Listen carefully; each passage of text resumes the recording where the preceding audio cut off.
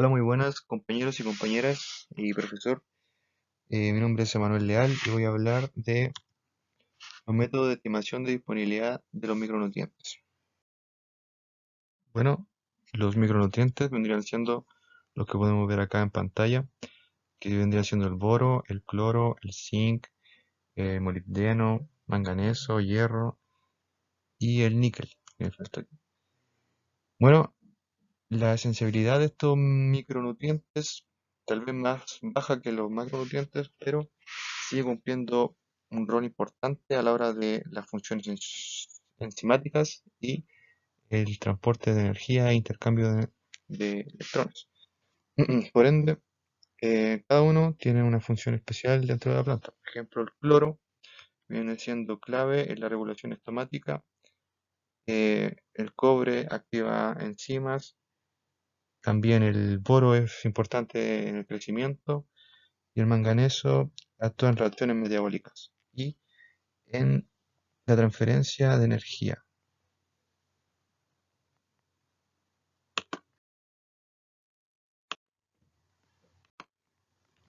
La disponibilidad de estos micronutrientes va a depender o va a variar según el material parental, la edad, la textura, la humedad y contenido de humedad del suelo. Y también, como se ve en la imagen, del pH, porque podemos ver que cuando el pH es más ácido se encuentra a mayor disponibilidad y cuando es más alcalino, en la mayoría de los casos se encuentra menos disponible. Lo recomendable es que siempre sea de este límite de 6.0. Bueno, cada uno de los diferentes métodos se emplean usando diferentes instrumentos, como podrían ser aquí medidor para el análisis foliar, también el pH y siempre importante el análisis en los laboratorios químicos. Bueno, el primer método y de los más comunes viene siendo el análisis foliar. El análisis foliar se emplea arrancando desde la planta los peciolos, luego se van cortando estos peciolos, se trituran para sacar la savia y se calculan por este medidor de nutrientes, en este caso específico para boro, el de la imagen. Y se obtienen estos resultados. Como podemos ver, em, podemos encontrar de diferentes nutrientes la cantidad en gramos, en unidades de gramos, su disponibilidad. Otro de los métodos comunes viene siendo el análisis químico del suelo, donde se toma una muestra de suelo, ¿cierto? Se seca, se tritura, para luego llegar a un proceso de extracción, donde con una solución extractora se extraen los nutrientes disponibles. Y por medio de estos equipos calibrados, se va a ver la disponibilidad de nutrientes. Tienen estos resultados de análisis químico, donde podemos ver el pH y su cantidad en centimoles por kilos.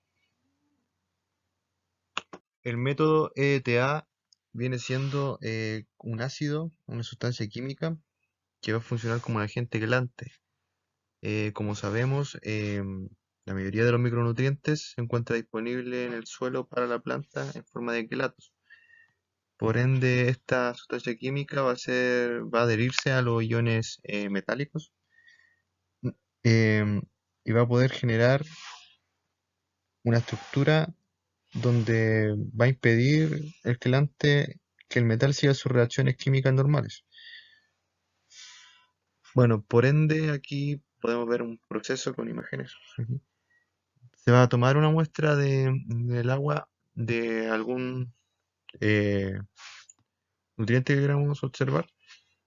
Se le va a aplicar primero agua destilada, luego algún tipo de tampón de pH, dependiendo del nutriente que queramos tener. Un indicador, por ejemplo, en este caso, este viene siendo como del zinc y el indicador es Silenol Orange, que utilizándolo va a hacer que se genere este tipo de color más o menos rojizo del vino y se le va a aplicar luego el EDTA en la solución, que también va a cambiar de color dependiendo del, del nutriente. Por ejemplo, en zinc puede ser más amarillo, este creo que era el cloro, puede ser más azul o morado. En estos procesos vamos a tener los volúmenes del EDTA gastado y el consumido. Y no quise poner la fórmula exacta, pero dependiendo del nutriente, se va a dividir el volumen del EDTA consumido o gastado, se va a multiplicar por su función, luego por 1000 si lo queremos en miligramos por litro, y dividido en el volumen de la muestra.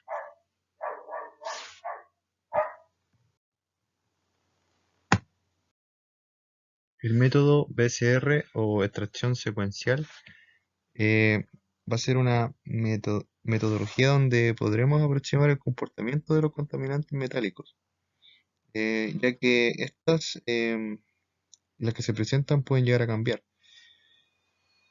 Entonces se lleva un proceso donde primero, antes que nada, se hace una liofilización de una cámara del vacío y es separada el agua de un estado sólido a uno gaseoso, sin pasar a líquido, ya que la muestra de suelo se encuentra congelada al principio.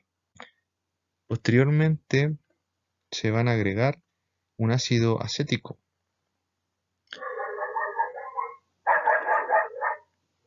Luego se va a proceder a una fase de agitación donde estas muestras van a llegar a unas revoluciones de 3000 revoluciones por segundo, donde van a estar aproximadamente 20 minutos. Luego de eso, se entra a una fracción reducible de los hidróxidos de hierro y manganeso. Por lo tanto, agregamos el hidroclorato de hidroxilamina y luego vamos a decantarlos y almacenarlos a 4 grados Celsius. Separarlos. Luego de esto, se le va a agregar el HNO3 y se va a almacenar en una especie de horno, donde luego de eso, tener esto, ese proceso de centrifugado y para congelarlo.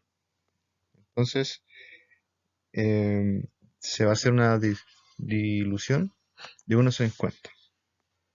Ya tendremos el comportamiento de los metales contaminantes. También existe el análisis de absorción atómica. Por medio de este espectrofotómetro podemos obtener los datos de los micronutrientes como zinc, cobre, molibdeno y manganeso. Yo tomé como ejemplo un método de la llama, donde estos átomos libres van a ser excitados por la fuente de radiación. Básicamente consiste en que en el analito va a pasar desde la disolución inicial a el vapor atómico por varios procesos.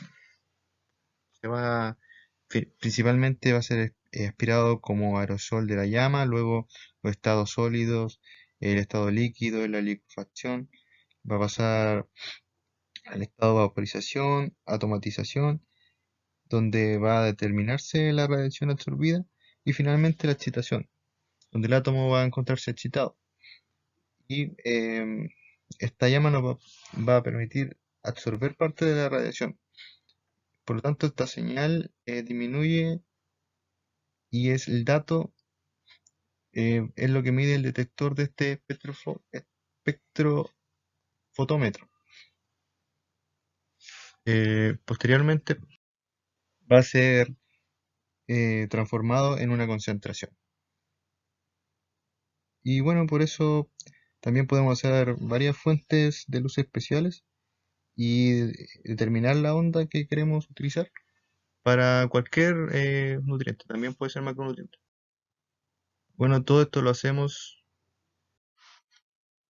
para estimar la disponibilidad de estos micronutrientes, como los podemos ver acá, y por medio de ello tomar acción de aumentar esta disponibilidad, como por ejemplo en fertilizantes. Aquí podemos añadir al boro, boronato calcita y aumentar su disponibilidad. Todos esos métodos de estimación nos sirven para tomar acciones y mejorar nuestros cultivos.